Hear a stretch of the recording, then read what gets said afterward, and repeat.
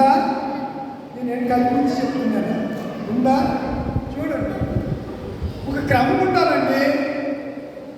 ఈ లూథరన్ ఒక క్రమం, ఒక డాక్యుమెంట్స్, ఒక సిద్ధాంతం పాటించాలి.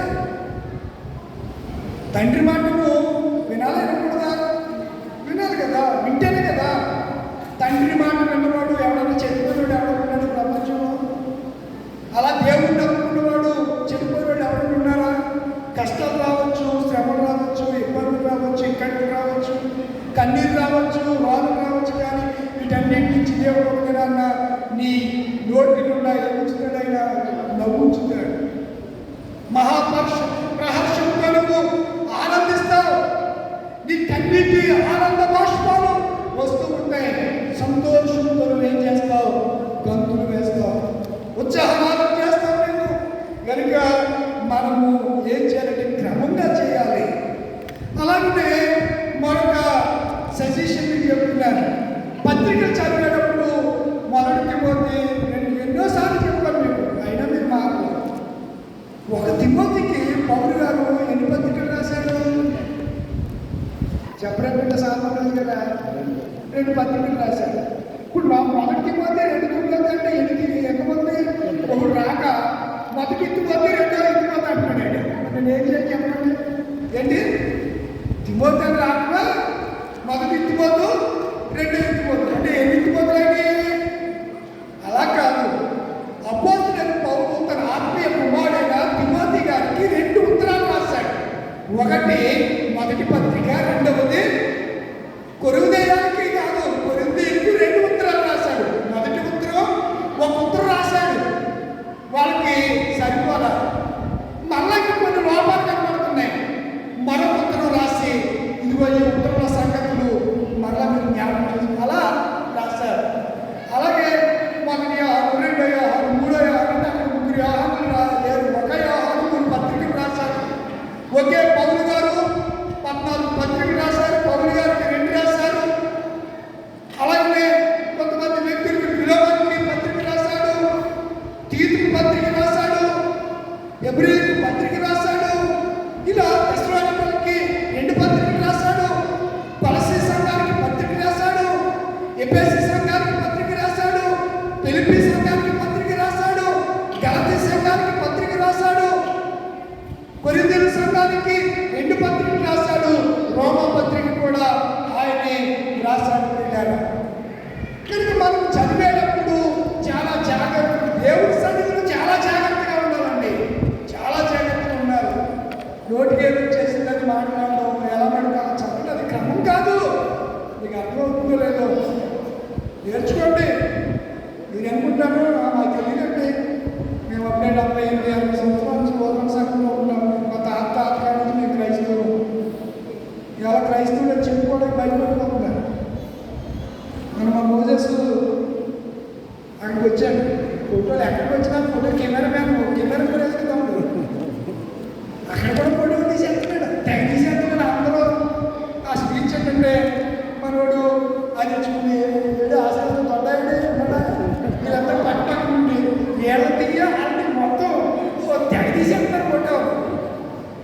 ఒక ఆయన అంటాడు అంతపోతే 500 మంది ఉన్నారు అంటాడు. అక్కడ 10,000 నేను కూడా ఉన్నాను, నేను కూడా వెళ్ళాను. నేను అంటాను, నా జాతికి అన్యాయం జరుగుతుందంటే నా జాతి పక్షాన్ని ఉంటాను. నేను నా జాతి పక్షంగా నా దేవుడు ఉన్నాడు. నా జాతిని నా దేవుడు ఏర్పాటు చేసుకున్నాడు. నా జాతిని నా దేవుడు అట్టడుగు స్థాయి నుంచి ఉన్న స్థాయిలోకి ఆయన పిలిచాడు. ఎక్కడో ఉన్నటువంటి మనల్ని ఉన్నతమైన పరిశుద్ధ స్థానంలోనికి ఆయన పిలిచాడు. జాతి కొరకు నిలబడి తెస్తే మొత్తుకే అంటాడు, నువ్వేంటి అనుకుంటున్నావు? రాజకోటలో ఉన్నానని నువ్వు అనుకుంటున్నావేమో. మేము చచ్చిపోతే నువ్వు కూడా చచ్చిపోతావు. కారణం నువ్వు కూడా యూదురాలువే. ఎవరు చెప్పాడు? ఒక తండ్రి చెప్తున్నాడంటే కూతురికి. నువ్వు అనుకుంటున్నావేమో ఇస్తారు తపస్సా, నువ్వు అనుకుంటున్నావేమో కోట్లా ఉన్నావు కదా, నాకేమి ఇబ్బంది రాదు అనుకుంటున్నావేమో. మేము చనిపోయిన రోజుని నిన్ను కూడా చంపేస్తాను, నిన్ను చూడాలనుకుంటున్నావేమో. నువ్వు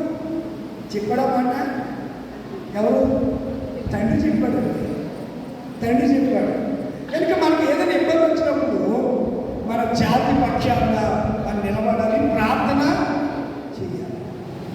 ఈరోజు యూనిటీ లేదు, మనలో ఐక్యమత్యం లేదు, ఐక్యత లేదు. కనుకనే ఎవడికి వాడు నేను దానిని అని అతిశయపడుతున్నారు. అందుకే మాట చెప్తున్నారు, ఎవరికాడే నేను గొప్పవాడిని, నేను గొప్పవాడిని. ఈ మన కమ్యూనిటీలో ఉన్నటువంటి సంఘాలు మరి ఎక్కడా లేవు. ఆడు ఏదో సంఘం ఉంటాడు, ఆడు దండోల సంఘం అంటాడు, ఎన్ని సంఘాలు అసలు కురగా ఉన్నాయి. అసలు ఎక్కలేదు. వీళ్ళందరినీ అసలు ఏం చేయాలో అర్థం కాదు. అయితే ఏమో వాళ్ళకు ఉంటుంది జ్ఞానం, దేవుడు ఇస్తాడండి ప్రతి మాట. ఎవరిని కూడా దేవుడు వెర్రివారు గాను బుద్ధిహీనులు గాను ఆయన ఎవరిని పుట్టించలేదు. అందరిని కూడా దేవుడు జ్ఞానవంతులుగానే పుట్టించాడు. అయితే కొంతమంది దేవుడిచ్చేది, కొంతమంది వాళ్ళు దోచుకునేది, కొంతమంది కొన్ని కొంపలు కూల్చేసి తన కొంపలో పెట్టుకునేది, కొంతమంది కొన్ని రకాలుగా చేస్తూ ఉంటారు. అక్రమంగా అన్యాయంగా సంపాదించిన సంపదను బట్టి కూడా గర్వపడేవారు ఉన్నారు సొసైటీ. చూడలేదు మీరు అలాంటి చూడలేదా? అలాంటి కూడా ఉన్నారు. ఎవరిదో సంపద మీరు న్యాయం చేసుకోవడము, ఎవరిదో వాళ్ళు వీరి కండబలం, అండబలం, అధికారం, మతం, అధికార బలంతో ఎవడోడిది ఆక్యుపై చేయడం, దాన్ని కబ్జా చేయడం, దాన్ని బట్టి కూడా అతిశయపడుతూ ఉంటారు. అయితే దేవుడు అంటున్నాడు, మీరు ఎలాంటి విషయంలో అతిశయపడడం మంచిది కాదు. ఎందుకు మీరు అతిశయ పడుతున్నారని దేవుడు మాట్లాడుతున్నాడు. ఈ విషయాన్ని వదిలి నేను ఆ విషయాలు ఎందుకు చెప్పానంటే, మీరు ఎక్కడిచ్చైనా ఆదివారం పాఠాలు చదివినప్పుడు లూథరన్ కాన్స్టిట్యూషన్లో చదవండి, లూథరన్ పద్ధతిలో మీరు చదవండి. ఎక్కడైనా ఇదే పద్ధతి. మీరు అలా కాకుండా వేరే రకం చదువుతారంటే మీ ఇష్టాన్ని వదిలేస్తున్నారు, మీ కర్మ మీకు పడదు. నేనేం చేయలేను. చాలాసార్లు చెప్పాను, మరొకసారి మరలా జ్ఞాపకం చేస్తున్నాను. ఇంకా ఎన్నిసార్లు చెప్పినా లోబడమని వాడు మరి తిరిగి లేకుండా దేవుడు వారిని నేను చెప్తున్నది కాదు. పూజేదే ఎన్నిసార్లు గద్దించిన వాడు మరి తిరుగు లేకుండా గద్దించకు లోబడి నెలగా మరి తిరిగి లేకుండా హఠాత్తుగా ఏంటంటే మేమందరం నాశనం అయిపోవాలా. నేను అంటే దేవుడు అంటున్నాడు, దేవుడికి లోబడితే ప్రేమ కలిగినవాడండి. దేవుడి పద్ధతి చొప్పున, దేవుడి క్రమం చొప్పున మనం నడిచి ఆ ఆజ్ఞ చొప్పున పాటిస్తే దేవుడు మనల్ని ఎలా ఉంచుతానన్నాడు, తనగా ఉంచుతారు కానీ మీరు తోకగా ఉండరు అన్నాడు. ఇశ్రాయేలు ప్రజలతో చెప్పాడు, మీరు ఎలసముద్రం దాటుతున్నారు, కనాను దేశానికి వెళ్తారు. ఎప్పుడు వరకు ఆ ప్రాంతం ఎలాంటిదో మీకు తెలీదు. ఒకప్పుడు యెష్షోనులోకి మోయాబు ప్రాంతాల నుంచి నేను నూను కుమారుడైన యెహోషువను కాలేబును నేను పంపినప్పుడు, అతనితో పాటు 10 మందిని పంపినప్పుడు యెష్షోను లోయలో ఇద్దరు కలిపి ఒక ద్రాక్ష గెలను దండి మీద మోసుకొచ్చారు. ఇప్పుడు ద్రాక్ష గెలలు ఎంత ఉంటాయి? మా ముందు 1 కేజీ 2 కేజీలు ద్రాక్ష గెలలు ద్రాక్ష పాదుకి కాస్తాయి. ఆ రోజుల్లో ఇశ్రాయేలు దేశంలో ఇద్దరు కలిపి ఒక ద్రాక్ష గెలను ఎలా మోసుకొచ్చారంట? దండి మీద మోసుకొచ్చారు. కావిడి వేరు, దండి వేరు. కావిడి అంటే ఒకడే మోస్తాడు, దండి అంటే ఇద్దరు మోస్తారు. ఈ పక్క ఒకడు, ఆ పక్క ఒకడు పట్టుకుని మోసుకొస్తారు. మధ్యలో కట్టుకుంటారు. మధ్యలో ఇలా కర్ర ఉంటుంది, మధ్యలో ఈ ద్రాక్ష గెల కట్టారు. దీన్ని మోసుకు వస్తే ఇశ్రాయేలు ప్రజలు ఆశ్చర్యపోయారు. ఇంత బలవర్తమైన దేశాల్లో దేవుడు కనిపిస్తున్నాడని ఆశ్చర్యపోయిన కొంతమంది అయితే ఇంకొక 10 మంది ఏం చెప్పారు? ఓరి బాబు, గెలంటే ఎలా ఉంది కానీ వాళ్ళు చూసాము, వాడు మాకంటే బలవంతుడు, ఉన్నత దేవుడు. అక్కడ మేము అమాలేకీయులను చూసాం, ఫెర్జీయులను చూసాం, యెబూసీయులను చూసాం. వాళ్ళ దగ్గర మేము నిలబడితే మేము ఎలా ఉన్నాం? మిడతల్లాగా కనబడ్డాం. వాళ్ళు జయించడం మన వల్ల కాదు అని చెప్పి 10 మంది చెప్పారు. 10 మంది ఈ దుష్ట సమాచారం తెచ్చిన 10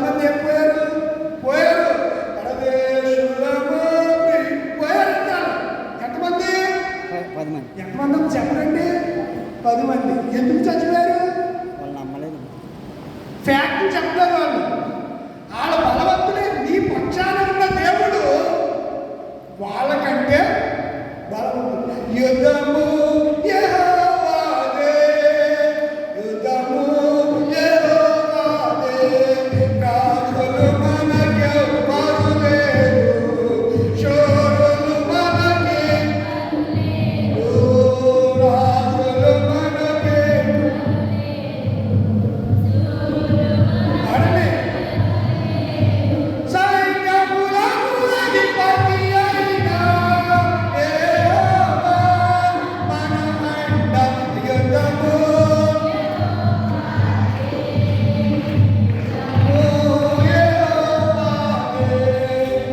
మన పక్షాన ఆయన యుద్ధం చేయాలంటే మనమేం చేయాలి? తగ్గించుకోవాలి. అతిశయపడకండి. ఆయన మన పక్షాన ఉండగా మనకు విరోధముడు. విరోధులు వస్తే విరోధుల్ని లైవ్ చేయగలిగిన శక్తిమంతుడు పైన ఉన్నటువంటి దేవుడు, ఉన్నతమైనటువంటి దేవుడు, ఉన్నతమైన దేవుడు. ఆయన బట్టి మనం ఏం చేయాలి? అతిశయ పడాలి అనే సంగతిని జ్ఞాపకం చేస్తున్నాను. కనుక బైబిల్ చదివేటప్పుడు ఆ క్రమాన్ని పాటిస్తారు అని నేను ఆశపడుతూ ఉన్నాను. మంచి ప్రియుల మాట మీకు చదివించాలని ఇష్టపడుతున్నాను. మన అంశం ఏంటి? అతిశయము. ఇగో ఇగో ఒక మాట మీకు జ్ఞాపకం చేస్తాను. కీర్తన గ్రంథం 34:2 త్వరగా చదవాలి. కీర్తన గ్రంథం 34:2. యెహోవాను బట్టి. ఎవరిని బట్టి అతిశయిస్తున్నాడంట? దేవుడిని బట్టి. ఎందుకు అతిశయిస్తున్నాడు? కృపచు. ఆ మాట మర్చిపోమంటాడు. అతిశయించేవాడు భూమి మీద కృప చూపుచు నీతి న్యాయములు జరిగించు యెహోవాను నేనే అని పరిశీలనగా తెలుసుకున్న వలన అతిశయింపవలన ఇంటి దానిలో నేను ఆనందించేవాడును. నన్ను తెలుసుకోవడం, నేను ఎలాంటి వాడిని తెలుసుకోవాలి? కృప కలిగిన వాడిని మీరు తెలుసుకోవాలి. కృప కలిగిన వాడిని మనం చెప్పాలి కదా. కృప గురించి మన ప్రభు అయిన యేసుక్రీస్తు కృప, మన తండ్రి అయిన దేవుని ప్రేమ, పరిశుద్ధాత్మ యొక్క సహవాసం అనే 3 పాయింట్లు తత్వజ్ఞానంగా నేను మీకు జ్ఞాపకం చేశాను. భూమి మీద కృప చూపుచున్నా. దేని మీద? భూమి మీద మనకు దీవించబడాలంటే ఎవరి గ్రేస్ కావాలి? దేవుని కృప మనకు కావాలి. మరి కృప పొందడం ఎలాగో? కృప ఊరికినే దేవుడు దీవించేస్తాడంటే ఏమంటే చెప్పరండి. ఊరికినే దేవుడు దీవించేస్తాడా? దీవించదు కదా. దేవుని కృప ద్వారానే మనము దీవించబడుతుంది. ఇక్కడ అంటున్నాడు కదా కీర్తనకారుడు, ఏమన్నాడా? మనం చదువు. యెహోవాను బట్టి నేనేం చేస్తున్నాను? అతిశయిస్తున్నాను. యెహోవాను బట్టి అది